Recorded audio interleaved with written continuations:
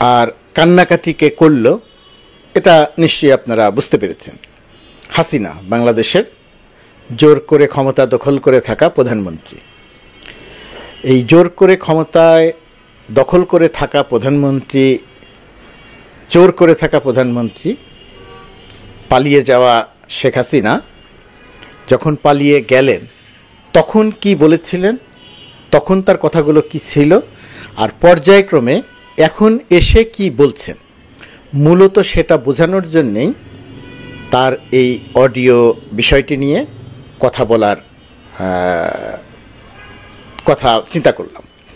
তাছাড়া আমি শেখ হাসিনার কোনো কথা নিয়ে আলোচনা করতে চাই না। পোস্ট ট্রমাটিক ডিজঅর্ডারের কোনো পেশেন্টের কোনো বক্তব্যের কোনো গ্রহণযোগ্যতা নেই, সেটাকে ধর্তব্যের মধ্যে নিয়ে আলোচনা করতে চাই না।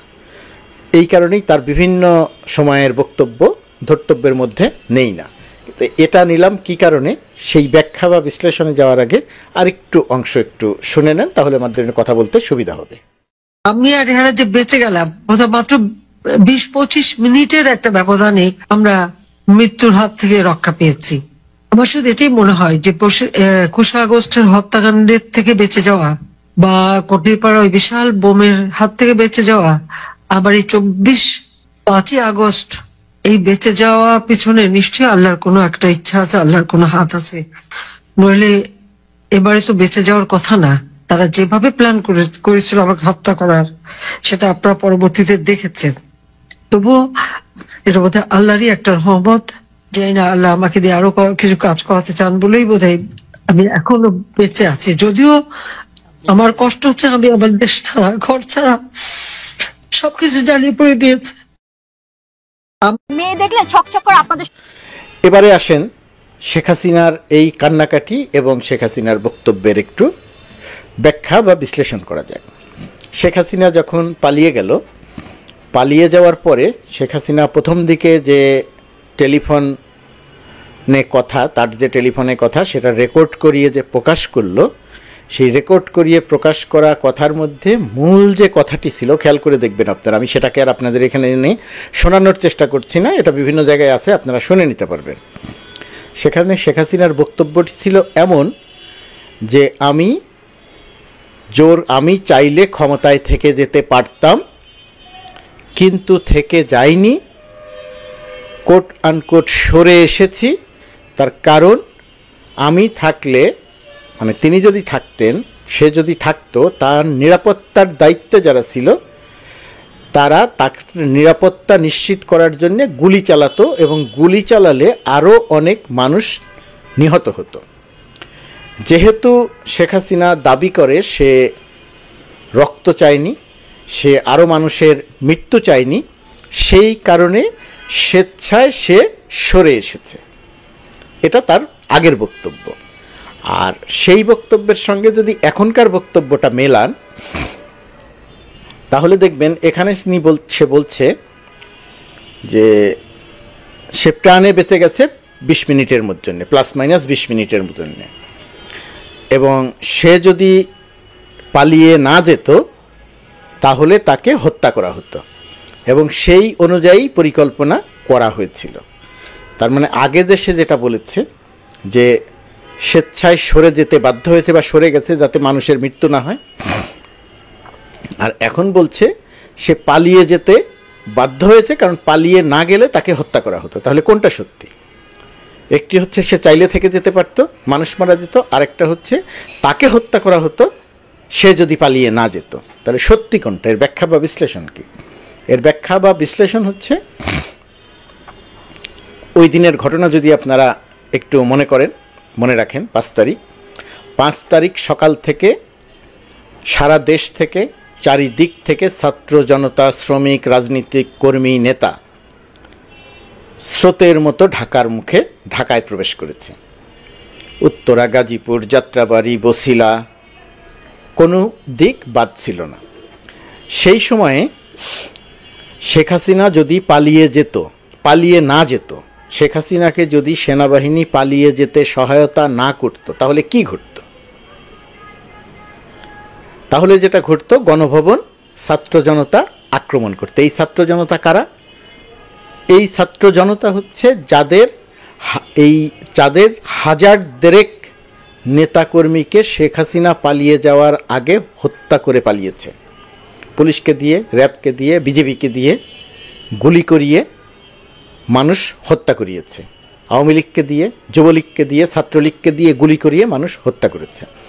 তো এই হাজার দেড়েক সহকর্মীকে হারানো কয়েক লক্ষ মানুষ যদি গণভবনে আর 20 মিনিট বা 30 মিনিট পরে যেত এবং সেখানে গিয়ে যদি শেখ হাসিনা বা শেখ রেহানা বা ওই পরিবারের কাউকে যদি পাওয়া যেত, তাহলে বিষয়টা কি ঘটত? এ ধরনের বিপ্লব, এ ধরনের গণঅভ্যুত্থানের পরে যে স্বৈরাচার জোর করে ক্ষমতায় থাকে তার বিরুদ্ধে মানুষের যে ক্রোধ থাকে, ক্ষুব্ধতা থাকে, বিক্ষুব্ধতা থাকে, সেই বিক্ষুব্ধতাতে তার জন্যে একটা নির্মম পরিণতি অপেক্ষা করে। পৃথিবীর ইতিহাসে এর বহু বহু বহু নজির আছে। আপনাদের খেয়াল আছে আফগানিস্তানে নজিবুল্লাহকে মেরে ঝুলিয়ে রাখা হয়েছিল তার অফিসে। কি করা হতো আমি এর বিস্তারিত ব্যাখ্যা দিই না। শেখ হাসিনা যে বলছেন আমাকে হত্যার পরিকল্পনা করা হয়েছিল, শেখ হাসিনাকে হত্যার পরিকল্পনা করা হয় নাই। শেখ হাসিনাকে ক্ষমতা থেকে বিতাড়িত করার পরিকল্পনা করা হয়েছিল। পরিকল্পনা করা বললেও ভুল হবে, শেখ হাসিনাকে ক্ষমতা থেকে তাড়ানোর উপায় হিসেবে মানুষ তার বিরুদ্ধে রাস্তায় নেমেছিল। এবং সেনাবাহিনী যদি শেখ হাসিনাকে পালিয়ে যেতে সহায়তা না করত তাহলে শেখ হাসিনার জন্য নির্মম পরিণতি অপেক্ষা করছিল, এটা একেবারে শতভাগ সত্যি। কিন্তু শেখ হাসিনাকে হত্যার পরিকল্পনা করেছে, সেই কারণে সে দেশ থেকে পালিয়েছে, বিষয়টি মোটেই তেমন নয়। এটা কোনো পরিকল্পিত ছিল না, এটা স্বতঃস্ফূর্ত মানুষের সামনে পড়লে তার পরিণতি যে কোনো কিছু হতে পারত।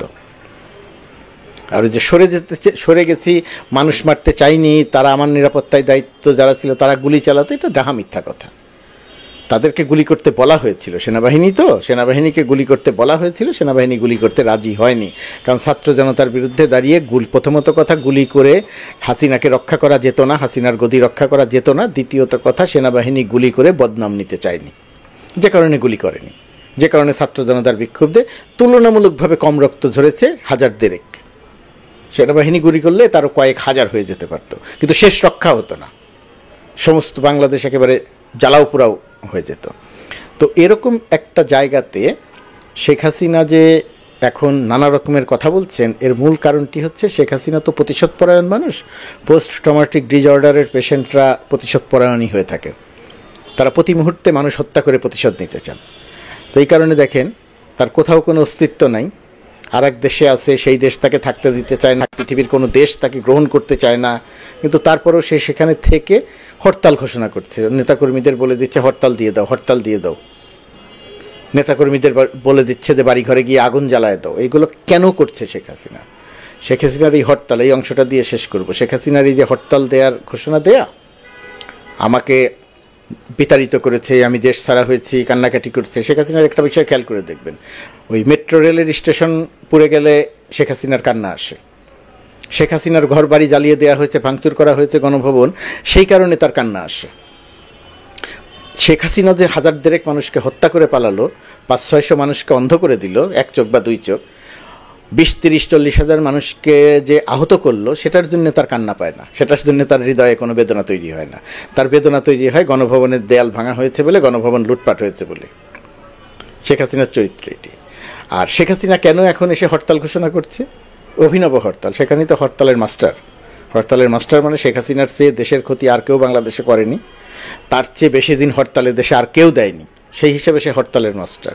সে এখনও সেই জগতেই বাস করছে, মনে করছে যে হরতাল ঘোষণা করে দিলেই এটা হরতাল পালিত হবে। 18 তারিখ কি কেমন হরতাল হয়েছে, পৃথিবীর ইতিহাসে সেরা হরতাল পালিত হয়েছে। কোনো কিছু কোথাও তাদের অস্তিত্ব দেখা যায়নি, সব কিছু স্বাভাবিকভাবে চলেছে। রাস্তায় যে আমরা তুলনামূলকভাবে বেশি ছিল, এটা নিয়ে আমি কিছু বলতে চাই না, যাই হোক। তো এই হচ্ছে শেখ হাসিনা। তো শেখ হাসিনা এখন এসে হরতাল ডিক্লেয়ার করতে বলছে, নিজে কান্নাকাটি করছে, নিজে কান্নাকাটি করে আওয়ামী লীগের লোকজনদের সহানুভূতি নিতে চাইছে যে দেখো আমি কষ্টে আছি। আর হরতাল ঘোষণা করে সে যেটা চাইছে, বা আওয়ামী লীগের কর্মসূচি ঘোষণা করার কথা বলে সে যেটা করতে চাইছে, যে আওয়ামী লীগের নেতাকর্মীদেরকে সে মাঠে নামতে বলে। আওয়ামী লীগের নেতাকর্মীরা মাঠে নামলে কি হবে? আওয়ামী লীগের নেতাকর্মীরা যদি মাঠে নামে, ছাত্রলীগ, যুবলীগ, আওয়ামী লীগ যদি মাঠে নামে, তাহলে তাদের উপরে তো মানুষের ক্ষুব্ধতা যায়নি, তাহলে তাদের উপরে আরেকবার নিপীড়ন হবে। নিপীড়ন যা হয়েছে সেটা খুবই সামান্য তাদের অপরাধের তুলনায়, কিন্তু আরেকবার তাদের উপরে নিপীড়ন হতে পারে, পুলিশ তাদের পেটাতে পারে, ছাত্র জনতা তাদের পেটাতে পারে। শেখ হাসিনা চায় ছাত্র জনতা আওয়ামী লীগের লোকজনদের পেটাক, শেখ হাসিনা চায় পুলিশ আওয়ামী লীগের লোকজনদের পেটাক, শেখ হাসিনা চায় পুলিশ এবং আওয়ামী লীগ পুলিশ এবং ছাত্র জনতা মিলে এদের বাড়িঘরে আগুন জ্বালিয়ে দেওয়া হোক। তাহলে শেখ হাসিনা পৃথিবীকে দেখাতে পারবে যে এই দেখো আমার দেশে, বাংলাদেশে আমার জনগণের উপরে বা আমার দলের নেতাকর্মীদের উপরে আক্রমণ করা হচ্ছে। এটা দিয়ে তার রাজনীতিতে সুবিধা হবে। আর শেখ হাসিনা তো খুব স্থূল চিন্তার মানুষ, সেই স্থূল চিন্তার মানুষ আর যেটা করছে, 20 তারিখে ডোনাল্ড ট্রাম্প, এই 20 তারিখে আগামীকাল ডোনাল্ড ট্রাম্প শপথ নেবেন, ক্ষমতায় আসছেন। এখন শেখ হাসিনা ডোনাল্ড ট্রাম্পের সহানুভূতির মধ্য দিয়ে বাংলাদেশে ডক্টর ইউনূস সরকারকে বিপদে ফেলতে চায়। এটা যে অলিক কল্পনা, ইউটোপিয়ান চিন্তা, আকাশকুসুম কল্পনা, বাস্তবতা বিবর্জিত কল্পনা, সেই অবস্থানে শেখ হাসিনা নাই। শেখ হাসিনার এখন একটাই চাওয়া, সে বাংলাদেশের মানুষকে, তার দলের নেতাকর্মীদের উদ্বুদ্ধ করবে, তারা রাস্তায় নামবে, তাদের উপর আক্রমণ হবে এবং শেখ হাসিনা দেখাবে যে দেখো আমার মানুষের উপর আক্রমণ করা হচ্ছে। এই সুবিধা নিয়ে সে রাজনীতিতে জাতীয়, আঞ্চলিক এবং আন্তর্জাতিক পর্যায়ে একটা সুবিধা নিতে চায়। আওয়ামী লীগের নেতা কর্মী বা লোকজন কবে বুঝবে জানি না। যেন আওয়ামী লীগের যত টাউটবাটপার আছে, দুর্নীতি করেছে, উল্টাপাল্টা কথা বলে মানুষ শেখ হাসিনা বা আওয়ামী লীগের এই পতন নিশ্চিত করেছে, সেই সমস্ত লোকজনই দেখেন আবার টেলিভিশন, আবার ইউটিউবে এসে, আবার সামাজিক যোগাযোগ মাধ্যমে এসে কথা বলছে। সুতরাং এই সমস্ত কথা যত বেশি বলবে, মানুষের ভেতরে বিক্ষুব্ধতা তত তৈরি হবে। আওয়ামী লীগের লোকজন বিক্ষুব্ধ হবে, শেখ হাসিনা এই বিক্ষুব্ধ লোকজনদের রাস্তায় নামাতে পারলে তারা আরেকবার মার খাবে এবং মার খেলে শেখ হাসিনার জন্য রাজনীতি সহজ হবে। এই স্থূল পরিকল্পনা নিয়ে শেখ হাসিনা রাজনীতি করছে, যে রাজনীতিতে শেখ হাসিনা বাংলাদেশে সম্পূর্ণরূপে অপ্রাসঙ্গিক হয়ে গেছে। একজন অপ্রাসঙ্গিক রাজনীতিবিদ ষড়যন্ত্র করতে পারে, কিন্তু সেই ষড়যন্ত্র বাস্তবায়ন করার কোনো সক্ষমতা তার নাই। সুতরাং শেখ হাসিনাকে নিয়ে আমরা যত কম আলোচনা করব